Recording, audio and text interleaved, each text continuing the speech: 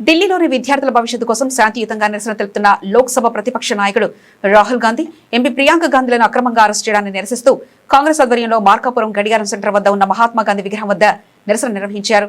ఈ సందర్భంగా డాక్టర్ షేక్ మహబూబ్ అలీ మాట్లాడుతూ నీటి ప్రశ్నాపత్రం లీకేజ్ వల్ల దేశంలోని విద్యార్థులు తీవ్ర అభద్రతాభావానికి గురవుతున్నారని, ఆవేదనతో కొందరు ఆత్మహత్యలు చేసుకోవడం తీవ్రంగా కలిసివేసిందన్నారు.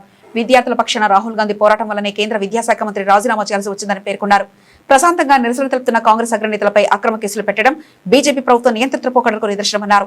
విజయవాడ కాంగ్రెస్ ఆఫీసుపై బీజేపీ దాడులను వార్తలు రాసే మీడియా సంస్థలకు నోటీసులు ఇవ్వడాన్ని వారు తీవ్రంగా ఖండించారు. కాంగ్రెస్ పార్టీ విద్యార్థులకు ఎల్లప్పుడూ అండగా ఉంటుందని, కేసులుంటే వెంటనే ఎత్తివేసే వరకు పోరాటం ఉధృతం చేస్తామని హెచ్చరించారు. ఈ కార్యక్రమంలో కాంగ్రెస్ నాయకులు సయ్యద్ ఇమ్రాన్, షేక్ హుస్సేన్, షేక్ కాసిం అలీ, షేక్ ఇమ్రాన్, షేక్ జాకిర్, షేక్ మహబూబ్ సుబాహానీ, నాగుల్ బాషా, దూదేకుల జానీ బాషా, పఠాన్ హసన్ ఖాన్ తదితరులు పాల్గొన్నారు.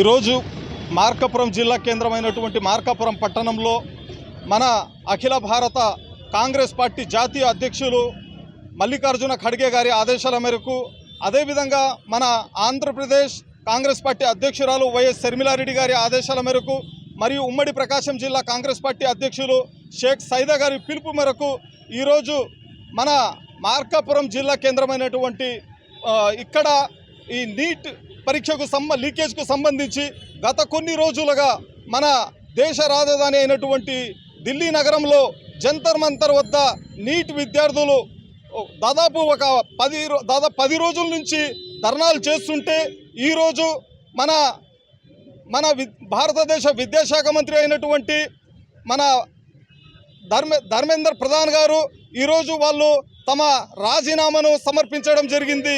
మేము ఈ విజయం రాహుల్ గాంధీ గారిది అని మేము చెప్పదలుచుకున్నాం. ఎందుకోసమంటే రాహుల్ గాంధీ గారు విద్యార్థులకు తమ మద్దతును ప్రకటించి, అదేవిధంగా మన భారతదేశ ప్రధానమంత్రి అయినటువంటి నరేంద్ర మోడీ గారి వాళ్ళ ఇంటి దగ్గర ధర్నాలు చేస్తుంటే, మరియు రాహుల్ గాంధీ గారిని మరియు ప్రియాంక గాంధీ గారిని అరెస్టు చేయడానికి మేము ఖండిస్తున్నాము.